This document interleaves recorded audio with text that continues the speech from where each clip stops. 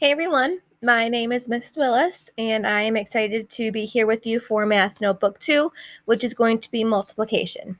So for the first couple lessons, we're going to be going over arrays, what they are, and how that you can use them for multiplication. Trust me, they're going to be a huge help for you for multiplication. So today we're going to be looking at things that actually come in arrays. So you might be thinking, what is an array? So an array is basically a group of items that are grouped together, often in a rectangular shape. Okay, so right here, it's kind of an example of what the arrays look like.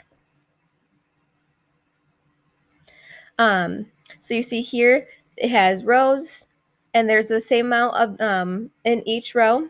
And then you have columns, and again, there's the same amount in each column. This basically just means that you can't have 4 in these 3 columns and then 5 in these 2 columns. Okay? However many you have in one column, you have to have the same number in all of them. Whatever number you have in each row, you have to have the same number in each row. Okay, so it's going to make a nice rectangular shape. Okay, it doesn't matter how long or wide or anything like that, but as long as you have the same number in each row and the same number in each column, then you're good to go. Okay, there's a couple of ways that you can actually find out the total in each of these arrays. So one of the ways is that you can just count each of the items, in the array, which will take a little bit longer. So I would suggest maybe trying to steer away from that one. You can add up these circles in each row. So if you look at the rows here, we have 5 in each row. So you would do 5 plus 5 plus 5 plus 5. You could add up the circles in each column. So you could do 4 plus 4 plus 4 plus 4 plus 4. Or you can actually use multiplication, okay?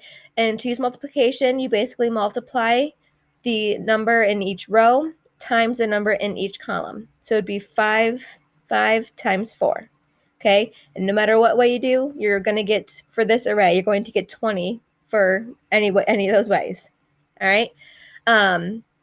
So again, an array is a group of items that are grouped together, often in a rectangular shape. Sorry about that. So today you're actually going to go kind of on a little scavenger hunt around your house to see what in your house comes in an array. All right, you might be thinking, like looking around thinking, nothing comes in an array in my house. All right, well, one item that I know some people might have is some pop. All right, this could be juice, some juice boxes or something. But if you see here, we have 1, 2, 3, 1, 2, 3, 3 in each row, and we have 2 in each column. Therefore, this is going to be a good array. Okay, we don't have any stragglers or extras kind of hanging out. You have the same number in each row and the same number in each column. All right, so this would be an example of an array, and then we got to figure out, well, how many is in this array? Using the strategies above, we could count each one by one. We could add up how many in each row with, so it would be 3 plus 3, or add up all the columns, so 2 plus 2 plus 2, or we can use multiplication, where we would do 2 times 3. Okay, no matter what way we use, for this array, we're going to get 6. All right, this would be a little bit of an easier one for you. All right. So what we're going to do is I'm going to give you a couple of examples of some arrays that you might see in your own house. The examples I'm going to give you next are examples I actually found in my own house. So hopefully you'd be able to find some in yours. So I will explain the directions in the next video. I can only do 5-minute videos. So watch the next video, and it will give you a couple of examples that you can use in from around your house that maybe you didn't think of, and then it'll give you the directions and what you need to do in your math notebook.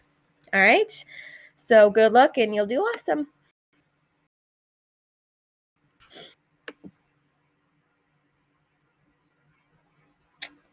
If this is actually going to stop recording for me. Who knows?